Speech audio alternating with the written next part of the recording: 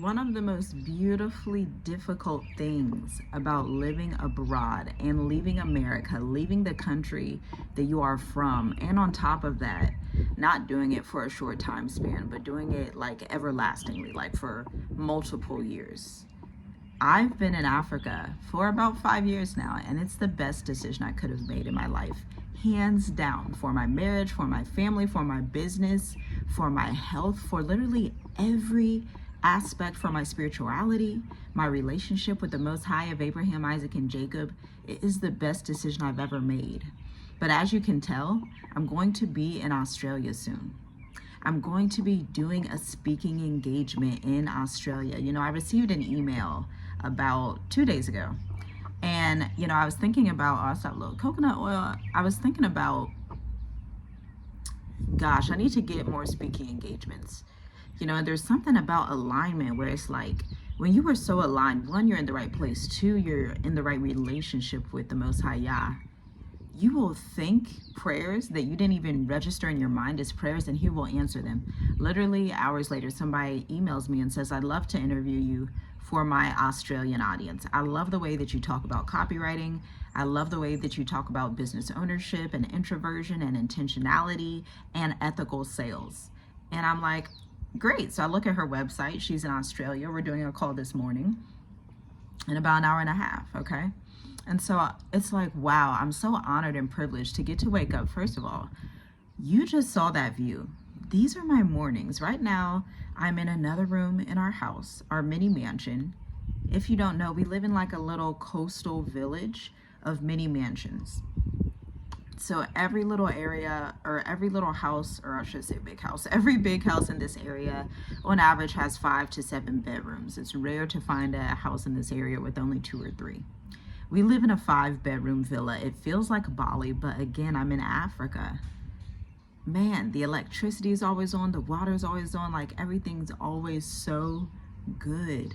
And the stillness that we experience in the morning, there's this coolness in the air right now that's just like, wow, I don't have to rush to get ready to do a speaking engagement in Australia. I don't have to be someone that I'm not. Y'all see your girl just put on some foundation, twisted her hair, called it a day. There's so much impact and beauty when you're 1, in alignment, 2, organic, and 3, obedient to your calling. Like, I can't wait. This is going to be a phenomenal speaking engagement. I just wrapped up another one last month, which was the Introvert Summit, the Introvertpreneur Summit. And since 2022, when I moved to Tanga, Tanzania, I've been getting all these speaking engagements. My first speaking engagement ever was paid $1,500. Let me tell you where it came from. It came from a rant on Facebook. I was sitting in Tanzania and I was going on a rant. I'm a marketing specialist, but I often scroll through LinkedIn, and this white guy, he leaves this like so dumb post on my page telling me how to communicate with my people. And so I went on a rant about it on Facebook, and somebody in Israel, a Jewish person, messaged and said, I love this. Can we talk? We get on a call. She's like, you know what? I want to have you in my mastermind. I want to pay you $1,500 for 45 minutes of speaking. I was like, oh, I'm onto something. Okay. This is why it's like, you want your voice to be heard. I know a lot of you are afraid of your voice being heard, afraid of documenting your lifestyle, or you think like, oh, I shouldn't do that. But my husband and I were talking on live yesterday to our audience and telling them, like, there's a responsibility, especially in our community, or at least we feel that responsibility. And it starts with this picture that was in my granny's house growing up of this. And it's so funny because my brother sent me a picture of him and my children posing together beside that picture. I was like, wow, that picture, just little memories. But in the picture, a black man is holding his hand back down to another brother to pull him up. Imagery is so powerful. So I have this imagery in my mind as a child. Now, before we left to go to Africa in 2020, I had so many mentors, but my favorite of all was a mentor that I had in May of 2020, Black woman entrepreneur, engineer, that decided to look back, not only to look back, but to put in the work, because it's not just enough to look back and just do a few emails or go on a call and say, yeah, blah, blah, blah, this is what I accomplished and this is how.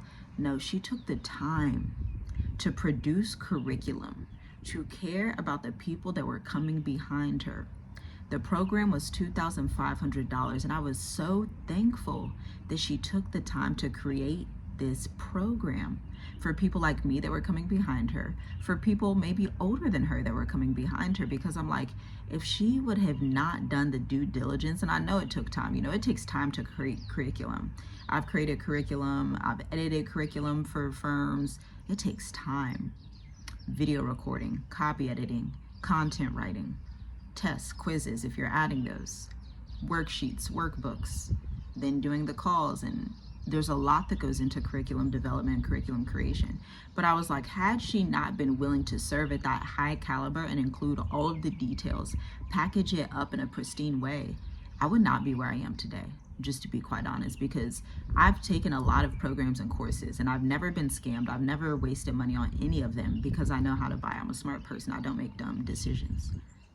But this one was my favorite by far, because a lot of them, they would tell you, but the teaching style of this particular business consultant was so high caliber and so incubated and specific and relevant to me as a service provider that it changed everything. And mind you, I also probably need to say I had a lot. I was already in marketing, and so it was easier for me to be obedient to that process, because obviously when you're going through a program, your ability to get a good grade, your ability to pass is based on how much you know on the topic already. Meaning, the more you know on that topic, the easier it's going to be for you to pass that test. But I think about that time like, wow, I'm so grateful. That was 5 years ago. I see how these things in my life take me to where I am today, living in Mauritius, Africa, about to go to Australia virtually, to go speak to Australian businesses about their communication strategy. If you would have told Tiffany this 5 years ago, I would have been like, huh? Like what? I can't tell you the experience, the number of experiences, sheer experiences that I've had since living in Africa that has blown my mind. Blown my mind. This channel itself blows my mind. Because this channel, this was like a hobby. This was like, let's just record our journey and have fun. And this channel has reached over 2 million people across the world, all over Africa, Ireland, Russia, China, Pakistan, India, Australia. Like, that blows my mind. Mexico. We have people that are of Mexican descent that tell us, yeah, I want to go live out there. I think that's going to be a good move. I agree with you. It's like, if you allow yourself to be seen and heard and stay focused and on the path that the Most High has prescribed and etched for you, you will unlock so much. And that can be the difficult part about moving to Africa and staying in Africa, because you begin to realize, wow, I have to rise up and become this new identity to meet the moment. Because these moments and these occasions that I have, to be quite honest, I never experienced this stuff in Ohio. Ohio is a very small town vibe, even though it's a state, Midwest, good. It's safe, it's cool, it's not too dramatic. But there's also this boringness and dullness to living in Ohio. If you live in Ohio, you know what I mean. It just is what it is. There's this dullness, there's this sense of like, I need to be out somewhere else. I need to like experience something else. I need to invest my money, my resources, my time, my energy somewhere else. And I'm so glad I did, because honestly, I wouldn't be talking to you here today if I didn't. I'm just so shocked right now as I literally sit out here and look at this beautiful scenery, about to get on this call. I think the call is it's 8:30 my time. It's in about an hour. But this alignment, I'm telling you, is crazy. When you exit America, the caveat, obviously, you need to be in tune with the Most High, okay, to unlock this type of growth. But it just like, before I even pray for something, it's answered. It's literally where the scripture says, before you call, I answer. I'm just like, wow. I thought I had to go do the most. I had to go do some pitches, go do this, go do that. Lady showed up in my inbox. I look at her page. She's a nurse practitioner and business coach and a finance specialist. I was like, okay, this is an alignment, because it hits my two sectors. My two main sectors are finance and healthcare. But this is the type of thing that can be difficult for people, because if you don't have the mindset that I have of growth, positivity, no complaints, work, be diligent, be excellent, don't pop off at people, don't respond to people. A lot of people fumble their blessings because they do not know how to stay silent. A lot of people don't understand spiritual warfare. I've taken so much time to learn it and practice the art of warfare in Yah, because it's an art. It's an art and a science. I've taken so much time because I understand that to the 10th generation, my ability to be focused, to be quiet when it's time to be quiet, to speak when it's time to speak, to preach when it's time to preach, to testify when it's time to testify, is directly associated with me as the matriarch of my family, is directly associated with my ability to discern the seasons. There's a time and a season for everything. There's a time to debate, but there's a time not to debate. There's a time to be quiet. There's a time not to be quiet. But in all instances, you need to be obedient, because obedience is better than sacrifice. When Yah says obedience is better than sacrifice, I'm living it. The amount of growth we've just had in the last month, where all of this spiritual warfare is happening around us, and the Most High has put such a spirit, I just thank him for this, such a spirit of grace. Like you got, you know that phrase, like you got the grace for it. You've been graced to do a thing. When you've been graced to do a thing, it comes insanely easy, almost stupid easy. When you've been graced for something, you don't chase opportunities. Opportunities chase you. When you've been graced for something, there's a spirit of excellence and diligence where the Most High will whisper your name in rooms that you're not in continents that you've never stepped foot in. When you've been graced for something, there is no power on this earth, under the earth, above the earth, to the side of the earth. There is nothing that could separate you from the love of Yah. And then on top of that, when you've been graced and purposed for a specific calling, there is nothing anyone can do about it. This is why it says in the last days that people would gnash their teeth at the chosen. People would gnash their teeth at the righteous. People would gnash their teeth when the Most High tells them, depart from me, I never knew you. You know, when you gnash your teeth, that's similar to complaining. Gnashing your teeth, think about this. You're like, oh my gosh, I can't believe. That's a complaint. I just wish more people understood the spirit, because everything is spiritual. Your business, your marriage, your children, your health, your life, your peace, your stability, your ability to be sober, your ability to be kind, your ability to be self-controlled. These are fruits of the spirit, and the fruits have their rewards. I'm living the rewards right now. I told y'all, if y'all been following, I was just testifying the last few weeks. New retention contract came through out of nowhere. Somebody emailed previous client, big contract, like, hey, I need 7 different email sequences. That may sound like a lot to some people. That also may sound like, you know, that may make some people complain, like, oh my gosh, you need all this stuff from me. I don't have that mentality. I'm like, oh great, you need all this stuff from me. Fantastic. Let's get started. Let's go. Then some more increase just the last week. Unexpected. Now this is the third one. We're on a roll now. We're not stopping. I'm in expectancy for what's coming for the rest of this year in Mauritius, Africa in 2025. I can't wait. Literally, I cannot wait. And then y'all know we've been looking at properties to buy, seeing which is going to be best, because the prices of properties all over this island are kind of like all over the place. So it does take time. Like whenever you're investing in real estate, take years to look around. Don't just sit and be like, oh, done. Not smart. I remember being a child and watching my parents search for our house that we purchased in a Jewish community, and they took their time. I was about 5 years old. They took their time. I remember they went to like this area called Reynoldsburg in Ohio. They went to a different area because that's where my grandma went to school, and they decided on the other area, okay, the Jewish community. They decided that was best from a capital gains perspective, and it definitely was. It brings me to Proverbs. 1, the hands of the diligent make rich, but a wise person leaves an inheritance for his children's children. And also, don't be afraid to speak to the nations. There's a blessing in those of us who are able to be diplomatic and speak to the nations. I'm telling you, when I've spoken on stages in Israel virtually, about to speak again in Australia. I already did an Australian engagement last year, but I'm doing one again for a new person, a different speaking engagement. And then thinking about, obviously, I'm in Mauritius, Africa. Like, don't be afraid to be a light to the nations. Don't do that. I know so many people talk about Pan-Africanism, and I used to think on those terms.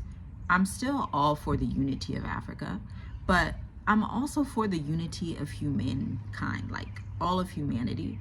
I recognize that we are in a unique time right now. We are in a very unique time with the rise of AI, with the fall of the West, the fall of the UK, which is impending, coming soon. The fall of America is already happening.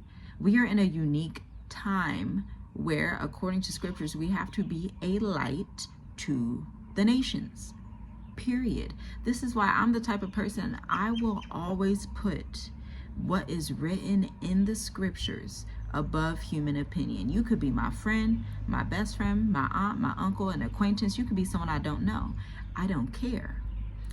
What is going to stand in the final day is the word of Yah, and I'm going to stand on that word so that I can stand in the final day and receive all of the blessings and treasures associated with my lineage to the 10th generation, because I have that, not ability, but I have that obligation. That is my obligation to my descendants.